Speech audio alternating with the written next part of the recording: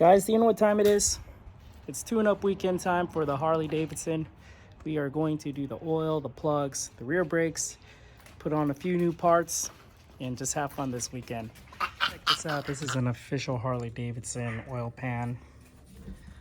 When you drain the oil, and I got this on the cheap basically, but it fits perfectly almost under every Harley Davidson. You have yours lowered, so this is real handy. Just a heads up, I ran the bike for about 40 minutes before we're doing this oil change here, so it's gonna let the oil run a little better when it's draining out. You know, I am old school. I do follow a manual. This one is the Harley Davidson manual for softail models, and this is basically what we will be. So for the engine oil, look at right here. This is the passenger peg. Look down, look under, and around until you get to this. That is for the oil tank right there, and the train might be kind of hot.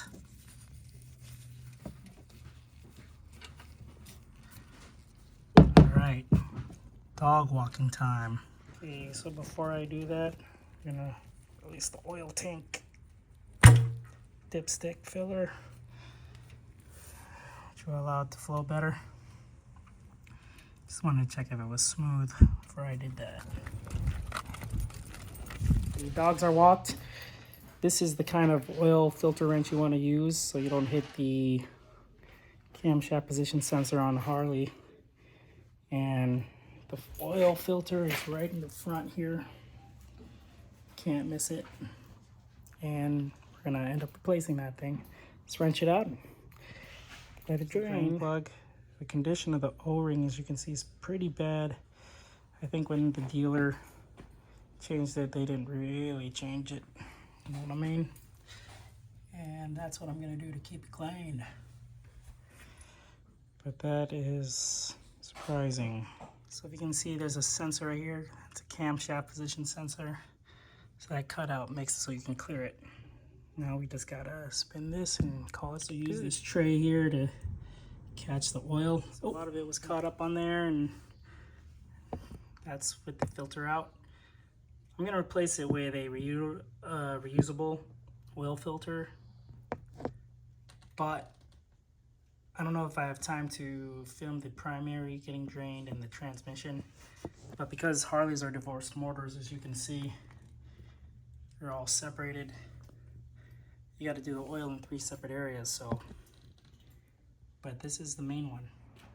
Getting back to it, gonna put the oil filter on now. This one's got cooling fins on it. As you can see, it's reusable. You can actually take that filter out, clean it, and then reuse it. Just gonna put some oil in this, and then we'll stick it inside there. Hopefully it works better than OEM, but we'll see. So a feature of this Flow PC Racing filter also is there's a magnet right there. It's a pretty strong one.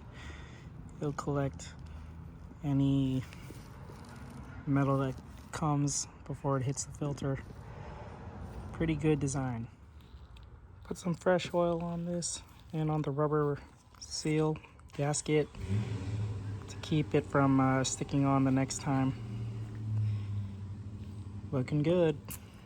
I was gonna go with the OEM Screaming Eagle Synth 3 oil, but I think I'm gonna try this red line. I've got about 2 boxes of the OEM stuff, but let's try this out. Last thing you do is just replace that O-ring. Got a new one here, straight from Harley Davidson. And I'll clean that up. And we'll call it good for the oil change on this video, but the other oils we'll probably do too. I just don't got time to film it all. Okay, time to put the drain plug back in. And I'm gonna torque that 14 to 21 foot-pounds, I think. All right, guys, time to fill her up with this red line. So this is day 2 of the tune-up here. I'm gonna do a few more things. Just gonna do it real quick because I keep running out of time. Yesterday, people called, went for a ride, and so now gotta get back to it. Right now I've got all the primary cover loose. We are going to change this out. Primary cover is off. The gasket seal looks okay. And there's the clutch assembly. Now would be the time to adjust that if I wanted to, but it feels pretty good, so we're gonna leave that as is. But look at how it chewed up a little bit. That the clutch nut is. Some people take care, some people don't, I guess, when they do the servicing. Same story on the O-rings on the other primaries. I don't know if you can see that, but it is chewed up. You know, these little dollar parts, this can cause an engine to leak oil and then cause your motor to fail or overheat. It's best replacing these. The service was last done at the dealer, so I'm guessing they did it with the quickness, or who knows. But check that out. Okay, so now got these genuine parts packaged in the USA, but from China. These will go in for the derby cover and the new O-ring. I think it's for the best. Just for reference, so it says install the drain plug back to 14 to 21 foot-pounds, just like the engine oil.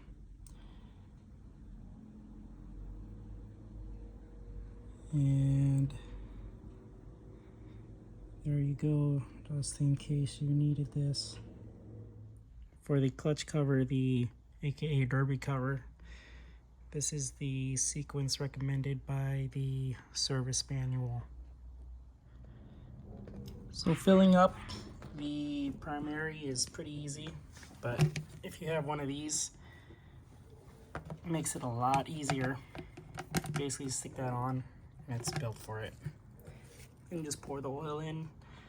I think the book says 32 fluid ounces. I'm gonna try to eyeball that.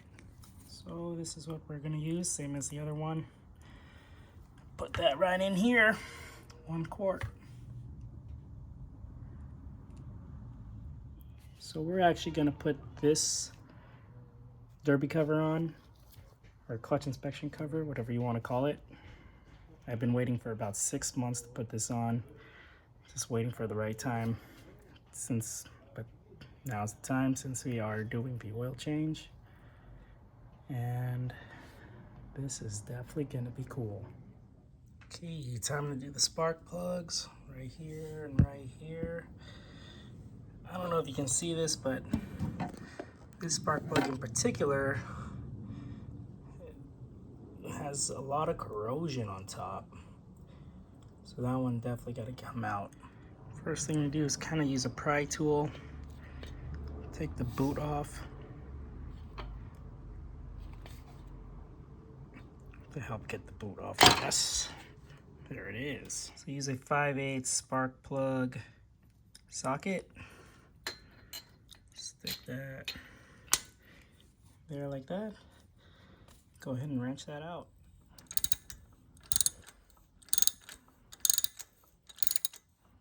Okay, so I'm not sure what's up here, but this is the front cylinder.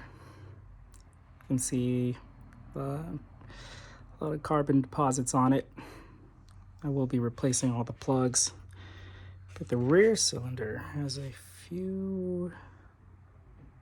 lot more corrosion on it, especially where it mates up. I'm not sure what's up with that. But the carbon deposit looks about even on the actual end tip, so it's probably because it's in the back. Maybe moisture collected up there. I think this bike was left out in the rain from the previous owner. So comparing, these are brand new, straight from Harley Davidson. 6R12 on this particular one. You can see it matches here, 6R12 Harley Davidson. It just happened to look a lot cleaner. Let's just say that. Okay, looking at the service manual, just in case you need it. But it says apply Loctite anti-seize to the spark plug thread, install and tighten 12 to 18 foot-pounds. I was doing in the middle, so I'll probably do around 15 to 16. There you go. That's what typically looks like. That's what mine look like. Okay, so my gap is supposed to be 0.38 to 0.043 inches. 0.038 to 0.043 inches. So just to be safe, I got a gapping tool here. And right now they are measuring around 0.04. Okay, I lowered it to 0.039 on the gap so that it can go into a 0.04 later down the line. And I use the anti-seize thread lubricant for spark plugs. It's probably copper based looking at the color, but it's about to go in inside here. Trying to do it one-handed. You want it to thread in nicely without any resistance. Okay, the rear one is in. This is just hand tight down. Got it set to, I decided to go with 16 foot-pounds. Spec says 12 to 18. As long as there's something within that range. And I will get to it. The front cylinder is a lot easier to work on, I think. Doing it one-handed here. Got a lot more range on the front.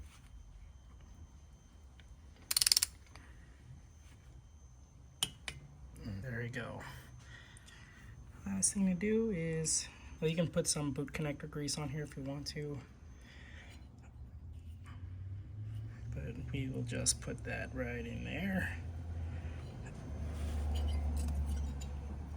Feel it go down. This one back here. Make sure it seats in. And you are good to go. Okay, so now what we're doing is doing the rear brakes. I've got to take the slip-on exhaust. Well, this is the stock slip-ons, but gotta take them off. There's a few steps to it. You gotta reach down in here, get the screws that are holding the exhaust on to the support bracket, and then you gotta go over on this side and take off these that are holding it to the exhaust. See here, I loosened one already. That's the one you're trying to get to. The easiest way is to get it actually from the top. Slip a 3/8 down that way. Boom. Got to it. Then you'll get to this right over here. And then you'll be able to pull out the exhaust to get to the rear brake. So to get this nut off and loosen this clamp, I had penetrating oil on it previously from this morning, and I brought out my trusty breaker bar. It does corrode because of the temperature changes with the exhaust. This thing to do right now is to, you can see this clamp, just kind of wiggle it back and forth so it loosens up. Once it loosens up, you slip that off and then try to slip off the exhaust. Hope you're enjoying this little tune-up weekend I'm having. Realize I don't have all the brake tools I need for doing the rear brakes, because I need a 12-point socket to take the pin out, which I don't have and don't want to source right now. It's the middle of the night, so that's not going to happen. And instead we're going to put in one of the last things I was going to do, which is put in a new factory activated interstate battery. Gotta give a shout out to my buddy Anthony. helped me source this part. And that's it. We'll just replace that and we'll call it good. The rear brakes will probably have to get done maybe during my trip or just when I get back. Just keep that in mind, the back of my mind, and use the front more. If you're watching this video, you've probably seen this done a bunch of times before, or you've done this a lot. Just disconnect your negative first and then your positive. Pop the battery out. And basically just take a screwdriver and take out the screw that's holding it. So before I pop the new one in, which is this high performance interstate battery, I want to show you the OEM Harley Davidson one. I don't know how long this battery has been in here. I bought the bike used, so I know the Harley batteries, they say, I mean, they're basically the best for application for these bikes. I just got a screaming deal on this, so I couldn't resist. But it looks like they're about the same height and everything. It'll probably pop right in. It's made for the bike, and I think this has a better cranking power, so we're gonna make that happen. This was starting to have a hard time cranking the bike over once in a while, so told myself it's time to do it. And it's better now than when I'm in the middle of a mountain. I guess if you have the time, go down in there and clean up a few things. Maybe even the terminals with a wire brush. And we'll pop that new battery in. New battery is in. First difference I noticed is that it is much lighter than the OEM Harley Davidson AGM battery. Fits pretty snug too once everything is put back into place, so hopefully this works great. Interstate's known for making good batteries, so if it doesn't work, I'm sure there's a Harley dealership I can find and pick up something. But I am satisfied with this. Just the weight savings alone. I mean, that one took 2 hands to pick up. So I think we're doing all right. Battery is on the tender and installed into the bike. As you can see, I have it wrapped to a tender now. And we'll let that charge. And hopefully this thing starts up. Actually, we can try to turn it on once. And as you can see, boom, it turns on. Installed at 17,734 miles. Actually, let's see if the pump runs. There it is. Boom. I think we're gonna be all right. Guys, it is summertime. It's kind of hot. Everything is put back together. Just to recap, we did the plugs, did the oil, did the derby cover, put in a reusable oil filter that has cooling fans, and a new battery. So pretty productive weekend considering I had to take breaks in between to hang out with the family and do things. So guys, get the projects done because things get busy. All right, guys, thanks for watching, and we'll take this out for a long ride soon. Got one of the stock slip-on exhaust off right now. It was a fight, a battle. If you look at the stock pipe, you can see you can't even look through it.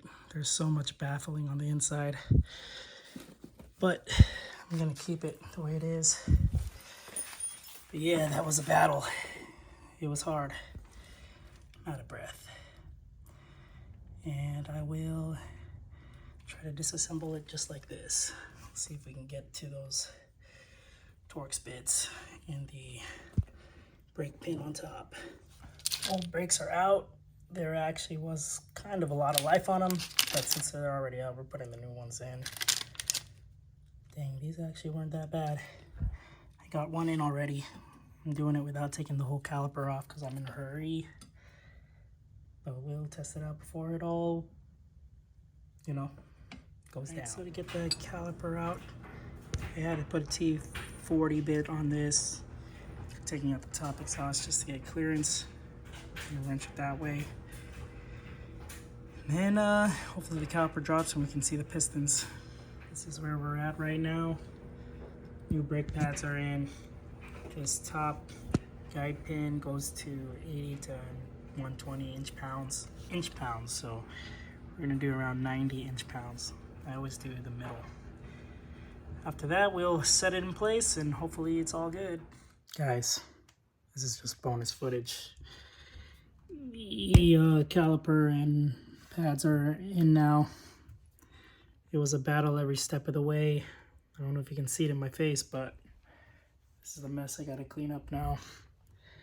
I don't know if it would have been easier just taking off all the rear end of the exhaust. I just took off the top one and made it work. But it was a battle. Just bonus footage for you, and thank you guys. Like, subscribe, enjoy, have fun, be safe. Let's ride.